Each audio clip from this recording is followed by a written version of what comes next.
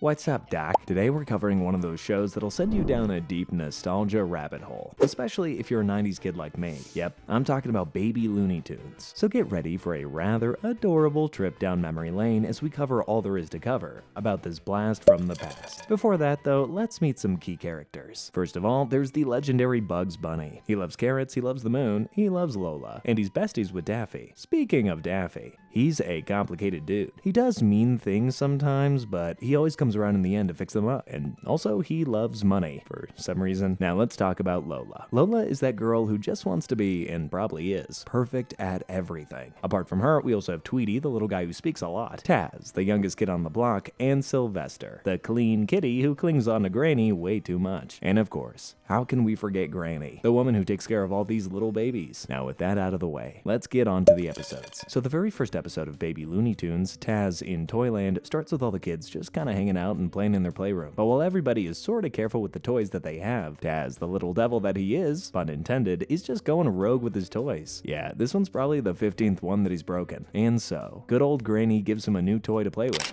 Oh, here it is. Here you are. It's practically Taz-proof.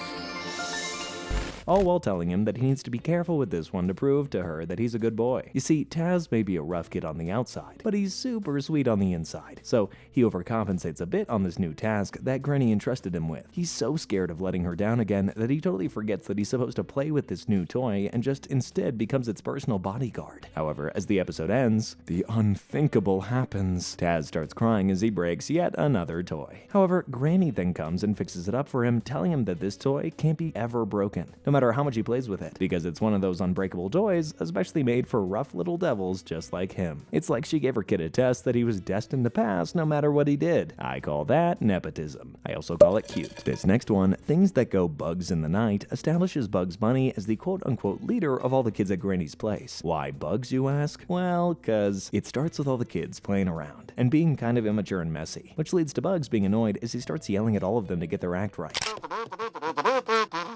And that is definitely not how you play a horn. Soon, Granny witnesses all of this and leaves Bugs in charge of all the kids for the rest of the day, thinking she can finally get a day off. And so, Bugs becomes his infamous role. However, the rest of the kids don't seem too happy with this change of regime, so they form a little rebellion of their own, making it hard for Bugs to be in charge. Guess we're all born with a little politician inside of us, huh? Anyway, as things go on, the kids are faced with a strange noise that scares the bejesus out of all of them, including Bugs. I'm in charge, and what I say goes, and I say...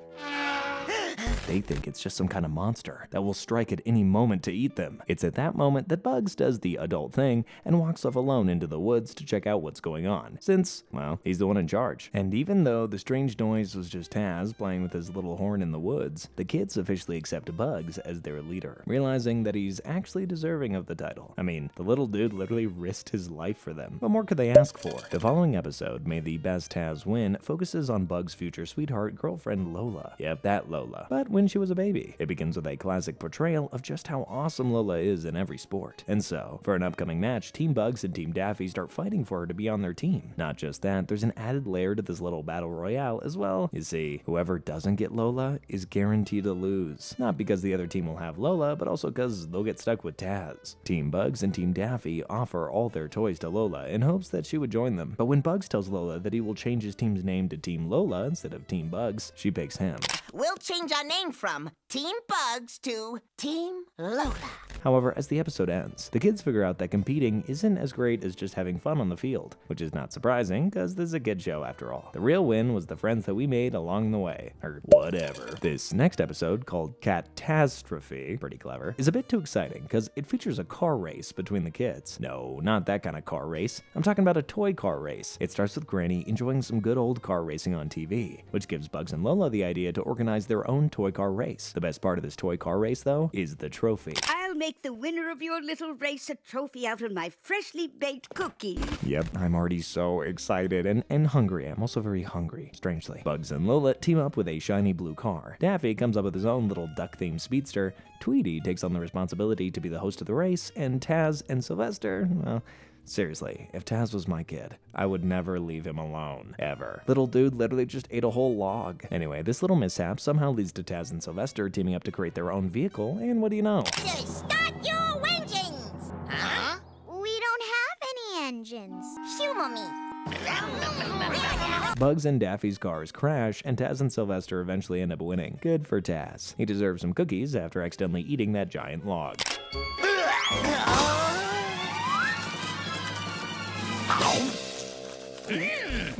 Never mind. The next episode, Mother's Day Madness, is all about Mother's Day Madness. It starts with the kids deciding to make the good old granny a Mother's Day card. At first, they try their best to collaborate, but Bugs' incessant bossiness gets in the way. Lola wants to draw on the card since it was her idea, but Bugs gives that task to Taz instead. And Daffy wants to write on the card, but Bugs tells him that Sylvester is better at handwriting than him, which kinda pisses him off. Bugs even denies Tweety's coloring suggestions, which eventually leads Lola, Daffy, and Tweety to collaborate on a separate card. Soon, this whole card-making process turns into an all-out brawl. However, as Granny enters the kids' playroom, they all start hiding their art supplies, realizing that they're completely wasting this great opportunity to surprise Granny because of all this fighting. And so, as the episode ends, they truly collaborate on an adorable-looking miniature figure of Granny and are able to successfully surprise her with it. Did you all work together to do this? Uh-huh. What a wonderful gift, children. The following episode, Bruce Bunny, starts with Bugs wowing every kid at Granny's place with his showmanship. Everyone is super impressed and happy seeing his many performances. Well, everyone except for Daffy. You see, even though Bugs and Daffy have always been portrayed as besties in all of Looney Tunes shows, we all know that their relationship has always been a bit more than that. Hey, man, you got a stamp? Sure. What else you got? No, not like that. I mean, they've always been each other's rivals as well, always trying to outdo one another, so a little jealousy here and there is a complete given. Now, right now, Baby Daffy is super jealous of Baby Bugs' showmanship. However, instead of trying to outdo Bugs, he tries to hit below the belt this time. Like a classic internet troll, he makes fun of Bugs' name to make himself feel better. Hey, buddy, check this out.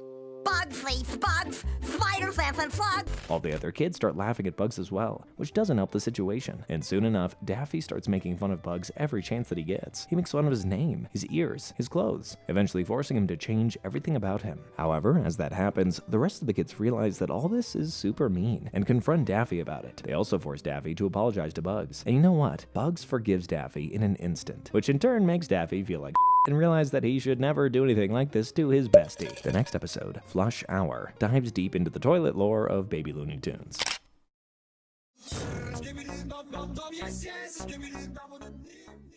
Yeah, and it also introduces sweet little Petunia Pig as an official member of the baby gang at Granny's place. It starts with all the kids getting scared of the sound of the flush from the toilet, as they're all babies who are definitely not potty trained. Since they roam around in diapers all day, they don't even know what a toilet is, and where this godforsaken sound might be coming from, and so they all kind of have a different theory about it. Hold on. We don't really know what it is. Come on, Bugs. Stop crawling around the subject. Daffy thinks that behind the door of the toilet lies a shiny white monster. Lola thinks that the sound is coming from a dangerous whirlpool, all while Bugs believes that there's an evil genie behind all this. Still, Petunia, being the brave little piggy that she is, believes that there's nothing scary behind the door. And so all the kids challenge her to go inside the toilet, which she eventually does. However, as that happens, a new issue arises. Now that the kids aren't scared of the toilet, they start playing around.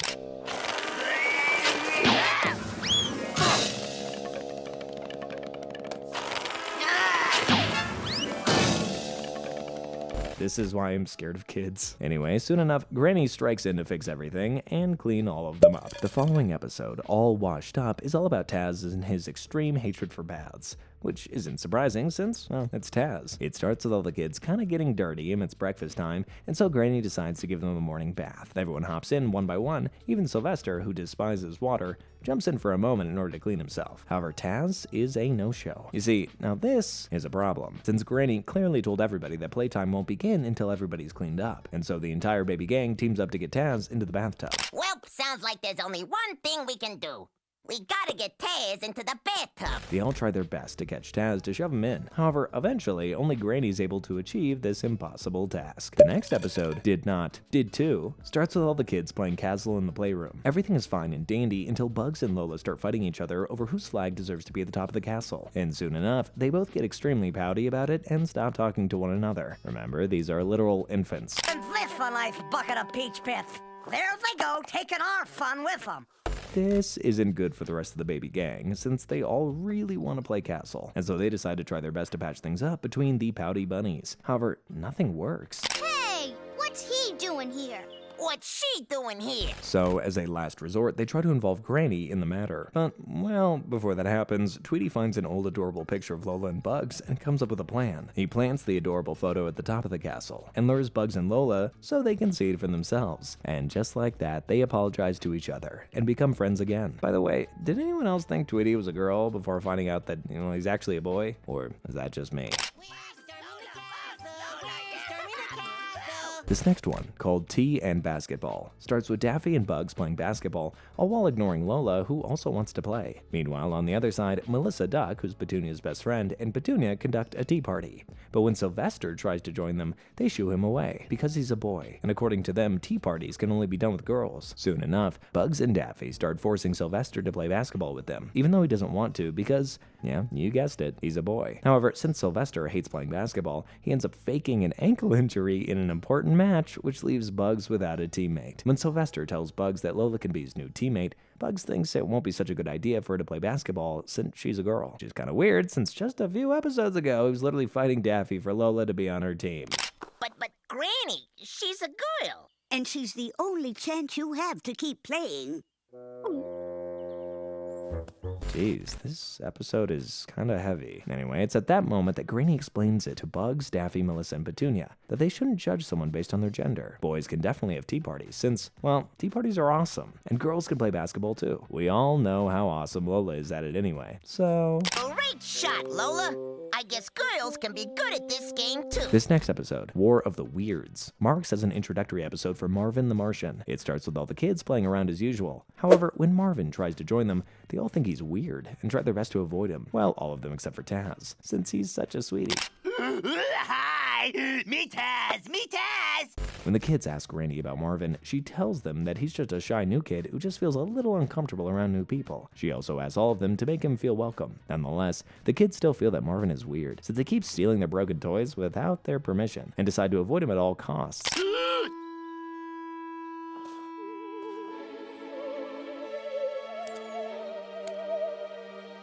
Poor guy. However, soon enough, when Taz tells everybody that Marvin took those toys to fix it for them, since he's a genius little kid, they all feel bad and apologize to him. This next episode, Business as Unusual, starts with Bugs opening up a lemonade stand to make some extra money, so that Granny would take him to the toy store and buy some of his favorite toys. Daffy sees this and, well, of course, if it's about making money, he wants to be a part of it too. In fact, he's livid that his bestie Bugs decided to open a business without him. You're gonna start a lemonade stand without me? And so, they decide to partner up. Daffy handles the sales and marketing, and Bugs handles the product. Soon enough, both the babies start making bank. But well, all that gets in Daffy's head is he starts relaxing and enjoying the money a bit more than required. Well, a lot more than required, I guess. As a result, Bugs gets tired of him and decides to go solo again. And well, Daffy also gets pissed at this and decides to open up his own lemonade stand. Naturally though, both of their stands fail because the business only worked when both of them worked together. And as soon as they realize this, they decide to team up again. Now, wasn't that a happy capitalist ending? This following episode, New Cat in Town, marks the first appearance of Pepe Le Pew in Baby Looney Tunes. It starts with Sylvester feeling all cute and stuff, with everyone showering him with praises like, Isn't he cute? Cutest cat in town. So I've heard. However, when he's replaced by a newer and younger, cuter cat, or rather skunk in town, Baby Pepe, Sylvester makes it his mission to prove to everybody that he's still the cutest. Soon enough, he finds a nasty piece of info about Pepe. But the cutest of all is a sweet baby skunk. Too bad when they grow up, they stink! And so he rushes to the playground to tell everybody that skunks grow up to be stinky, and that cats will forever be cute, no matter their age. However, when Pepe says Sylvester's name as his very first word, Sylvester transforms from an evil queen mother to an actually nurturing mother in an instant, now agreeing with the rest of the kids that Baby Pepe is, in fact, the cutest. This next one, For Whom the Toll Calls, features Granny's sister Auntie for the first time in the series. Hello?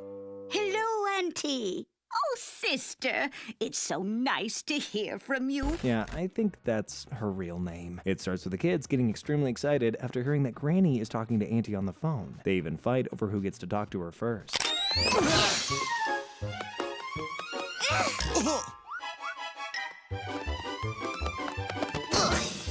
As all that gets over, they all then return to the playground to play a racing car game. However, since Tweety is too small to play it and Petunia doesn't have a play vehicle, they both have to sit out. But, well, they just can't sit idly while the other kids are enjoying playtime, so Tweety comes up with something for them to do. Something really awesome. She tells Petunia to dial Auntie on the phone. However, since neither of them know how to operate a telephone, they end up dialing a number in Japan. Hi, Auntie. Oh, sorry, I'm not Auntie. Could you go get her, please? And while they do have a good time talking to the strange kid from Japan, Granny gets really angry at them for bumping up her phone bill. To be safe, she even gives Petunia and Tweety a walkie-talkie so they don't ever play with the telephone again. In this next episode, Who's Your Granny? Lola takes up the role of Granny for the day. Why, you ask? Well, it's because Granny's foot is all busted up. By the way, this isn't the first time Lola has helped Granny. She's often the only one who helps her clean up when things get too messy. So, you gotta appreciate her for that. Anyway, back to the episode. Lola becomes Granny for the day in order to keep every kid in check while the real Granny gets some rest. So if you need Granny, I'm Granny. So be quiet and don't go bugging Granny. However, as usual, she goes overboard with the grannying and the kids start to get annoyed. So they all decide to team up to tire out Lola with extra granny tasks. Also, she will leave them alone. And soon enough, the kids go overboard as well. However, as the episode ends, Granny's foot becomes all better and she quickly cleans up after all the kids. She also commends Lola for helping her out, all while Lola commends Granny for having to deal with this on a daily basis. In the next episode, The Yoke's on You. Daffy and Melissa Duck team up to play pranks on everybody. It starts with Daffy pulling a fart chair prank on Melissa, and Melissa getting back at him with a classic paper snake inside the box prank. Soon enough, both the ducks realize that they belong together. And, well, it's at that time that they decide to prank everybody in the baby gang. How about we pull a joke on somebody together? At first, they prank Tweety and Petunia with fake sharks while they're taking a bath. And then they make sweet little Taz their next victim.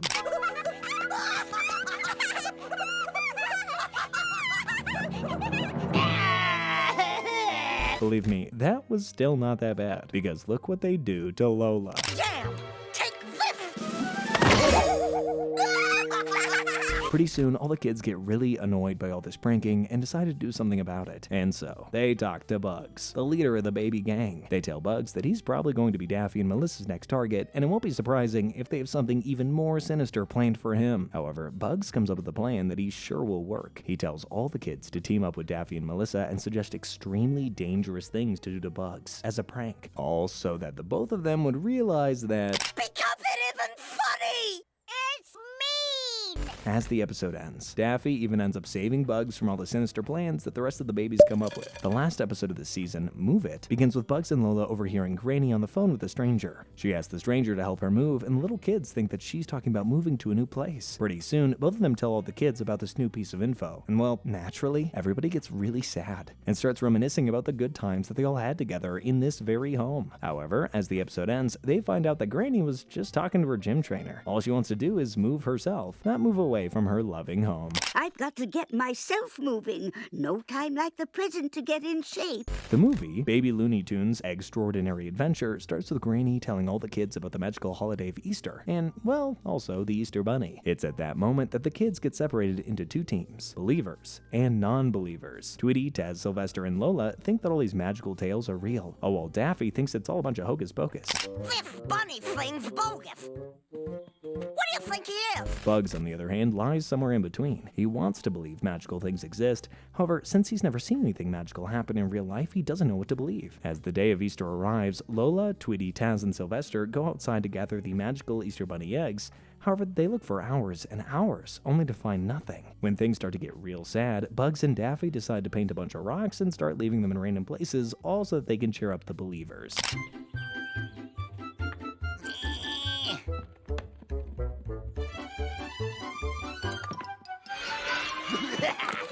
However, soon enough, both of them get caught, and things get even more sad. Not for long though, because after all, the kids cry themselves to sleep in the middle of the jungle because they all secretly wanted the Easter Bunny to be real. They wake up to the real deal. Yep, the real Easter Bunny eggs. I guess the bunny does exist after all. The first episode of season 2, These Little Piggies Went to Market, marks the introduction of Floyd, Granny's hardworking nephew who's gonna help her take care of the babies from now on. Bro even read books on babysitting, so let's say that he's prepared for it, sort of. It begins with Floyd taking all the babies to the supermarket as their first trip outside Granny's place. Granny knows that Floyd will be able to take care of all of them no problem. Still, she tells Bugs to make sure to keep everybody in check since it's Floyd's first day, and she doesn't want to scare him off. As they all reach there, all the kids understandably go nuts over the wide variety of snacks and toys at the supermarket. Daffy raids the candy section, Lola loads up on ice cream, and Sylvester and Taz race shopping carts. Bugs, however, stays calm and tries his best to keep everybody in control until he finds his favorite cereal.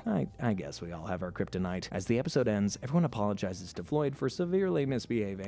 We're really, truly sorry. Each and every last one of us. Well, all except Tweety, since he was the only one who was perfect all along. To add more to the lore of Baby Looney Tunes, there's one more thing that changes in Season 2. The babies officially stop wearing diapers, which shows that they're growing and maturing. Kinda cool detail, I'll say. This next one, A Bully for Bugs, features a very important character from the Bugs Bunny lore, Elmer Fudd. So why don't you go shoot yourself an elephant? You do, and I'll give you such a pinch! You might even remember him as the arch enemy of Bugs Bunny. It starts with Floyd driving all the kids to a candy shop. However, as they all enter the shop in a hurry, literally nobody stops to say hi to little Elmer. And boy, does he take that personally. Still, Elmer decides to start over. He approaches Bugs and asks him for some candy in a typical kid fashion. However, when Bugs says no to his request, he loses it. Oh, whoa, Bunny. Can I have some candy? I heard you the first time, Doc, but I'm not sharing my candy with every kid that comes down the street. Then I wouldn't have any. Is it just me, or does he actually look like a possessed kid here? Anyway, when Elmer steals all of Bugs' candy, Bugs understandably starts getting scared of him. He rushes inside the shop and hopes of getting some more candy. However, the moment Bugs manages to get some candy, Elmer arrives at almost lightning speed to steal all of it. And after getting sick of all this, Bugs takes Daffy with him to Elmer, in hopes that he would now switch to bullying Daffy instead. And even that doesn't really work. However, as a result of this, Daffy opens his big mouth and tells everybody about what Elmer's been doing to Bugs. Soon enough, all the kids realize that Elmer has been somewhat of a bully to all of them, and they all decide to teach him a lesson. Each one of them comes up with some violent revenge fantasy. However, Bugs thinks they should take a different route, and so they all circle around Elmer and offer all of their candy to him, which eventually makes Elmer sob, since no one has been this nice to him. Well, we thought he might just need a friend, so we gave him all our candy. You gotta be kidding me. This is why our generation is so soft. Just kidding. The following episode, Baby Brouhaha, starts with Bugs overhearing Granny on the phone while she's talking about expecting a baby. Now extremely excited, he soon rushes to the playroom to tell everybody that Granny's going to have a baby. And as a result of this, all the kids start practicing the do's and don'ts of babysitting on Lil Tweety. However, as the episode ends, the kids find out that Granny was actually talking about a baby hamster, not a real human baby. So is the baby here? She's right here. The next episode, Save Our Cinnamon, features Granny's sister Auntie once again. Oh, thanks for coming down to help, Granny dear. Oh, how could I not? Yep, these are their real names. The episode begins with Floyd taking the entire baby gang to Auntie's for some delicious cinnamon rolls. However, their sweet treat turns sour when they find out that Auntie has to close her bakery because her Grinch of a landlord wants to demolish it to build a parking lot. And just like that, all the kids now want to help Auntie to keep her bakery alive and kicking. They soon come up with an idea as well. They help Auntie in making the biggest cinnamon roll known to mankind, big enough to be featured in the Guinness Book of World Records, and they even start charging people to get a glimpse of it, making it impossible for the landlord to turn such an important sight to rubble. Giant cinnamon roll or not?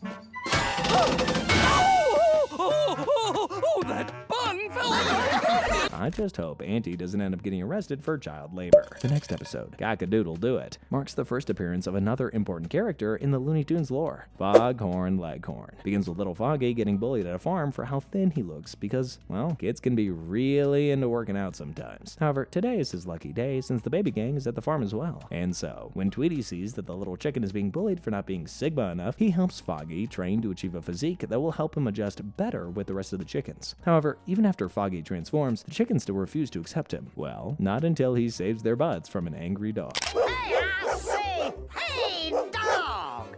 That's right, I mean you there, shorty. Huh? In the following episode, the dolly vanishes. The baby gang travels with good old Granny to visit Floyd in his college. They all take a fancy train for the journey, and they all look mighty excited, since it's the first time these kids get to experience what it's like to be on a train. Things go smoothly at first. However, problems start to arise when Lola's favorite doll, Edna, goes missing.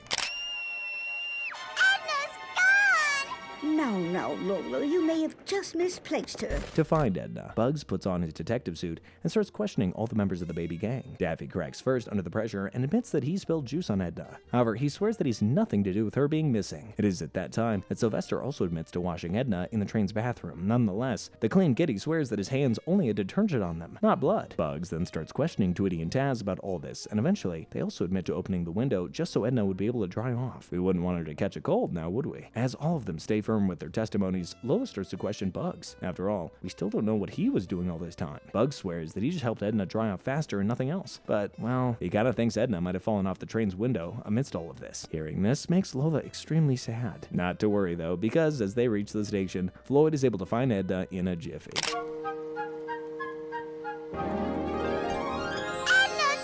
Boy, way to go, Floyd! You did it! You did it! Damn, Edna's travel experience was certainly eventful, to say the least. The last episode is all about Pepe smelling bad, because he's a grown skunk now. Oh yeah, and also introduces little Gossamer into the picture. The episode begins with Granny, Floyd, and all the baby gang visiting Pepe in the greenhouse. Things go well at first. However, when the kids start to notice the rotten smell around Pepe, they start avoiding him, which eventually makes them very sad. As Pepe leaves their company, everyone realizes their mistake and begins searching for him. Soon, little Gossamer also starts following the kids, noticing that they have a lemon tree with them. Seeing the little monster, the kids start running, thinking that he is following them in hopes of gobbling them all up in one go. However, when they finally find Pepe, he clarifies that Gossamer is harmless and was just following them because they had lemons. Taz, protect Tweet! But of course, Gossamer loves lemons. And that is all you need to know about Baby Looney Tunes. Who is your favorite baby gang member? Or are you one of those people who watch this masterpiece for Granny alone? Don't forget to type your answers in the comments, because I do love reading them. Until next time, have a good day, and as usual, thanks for watching. See ya!